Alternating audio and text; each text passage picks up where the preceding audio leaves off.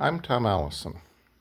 This is part 2 of Our Allisons in Lore and Likeness, which is a fun little story of the descendants of Jean Walker Allison and James Allison and their families who came and settled in Torrington, Connecticut between about maybe the mid-1890s through to about 1910.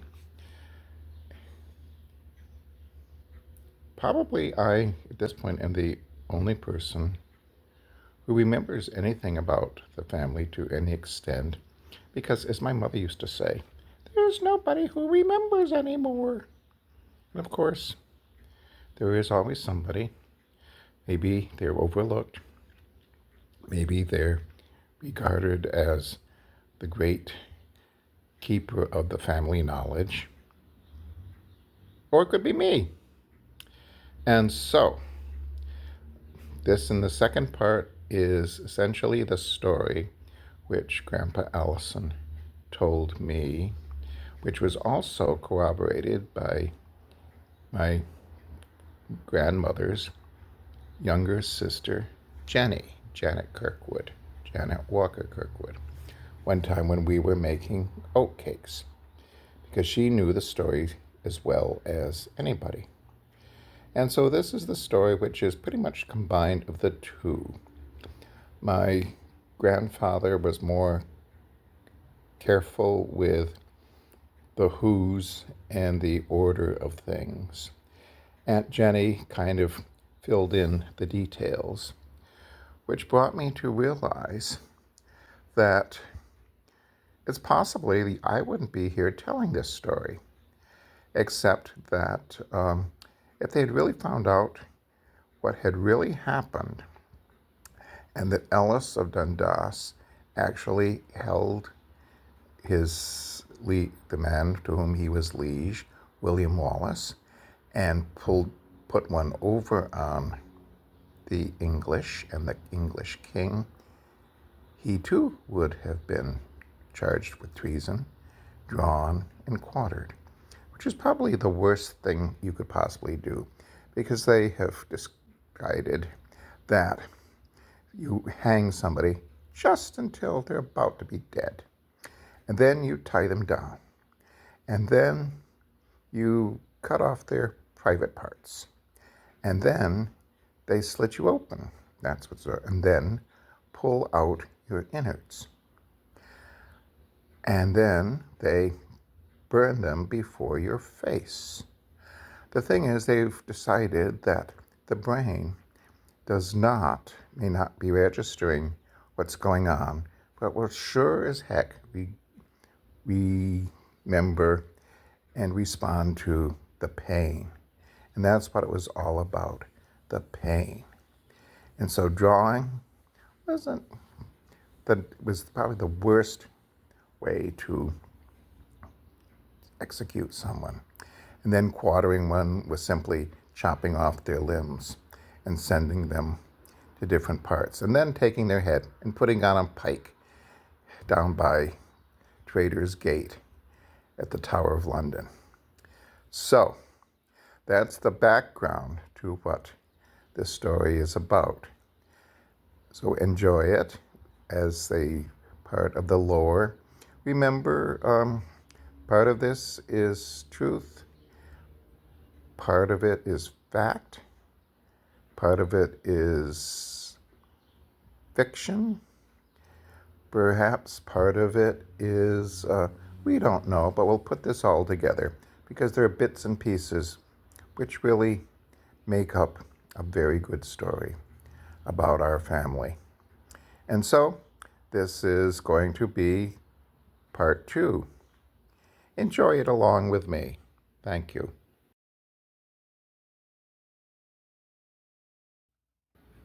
I am Tom Allison. My father was William Walker Allison. He had a brother, John Allison, and they were the only children of James Allison, born 1879, and who was christened at Allison Castle. This obviously is not Allison Castle. This is Clara Castle in Kilkenny, in Ireland. It is a tower house of the same era as Allison Castle. Allison Castle was owned by Ellis of Dundas, who was a liege of William Wallace, as we know as Braveheart. They were together at the Battle of Muirdykes. They both barely got away with their lives. They weren't even sure if Wallace was still alive, but Ellis came back to Allison Castle. A few days later, a bunch of ragtag gypsies came by, and they brought them in, and they were about to send them on their way when Ellis recognized Wallace among them, who had donned rags and that in order to escape.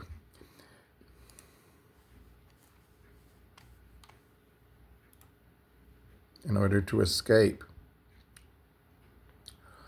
He brought him up and made him a warm bed, but it wasn't too long before Edward's men came knocking at the door. Of course, Ellis let them in and said, "Please go, he is not here." They went round through the entire castle, examining everything, splitting open every sack of oatmeal and whatever there was, breaking open every cask there was of beer, and they could not find him. So they're about to leave, and Ellis says, "No, no, no. You've worked hard, my friends. Please come up to the house, the house which is at the top." And he says, "We will give you something to eat." So he summoned them to sit by the ingle nook of the fire and had the women come in with their girdles, which were not maiden-form bras, but big iron plates on which they prepared and baked oatcakes, taking their time. And obviously during this time, he was plying them with lots and lots of the strong beer, and they were getting quite drunk. And they finally sent him on their way, and they were satisfied that there was nothing to be had there. When the whole thing was done, Ellis called up the chimney and said, "It's safe now." And William Wallace carefully climbed down the chimney.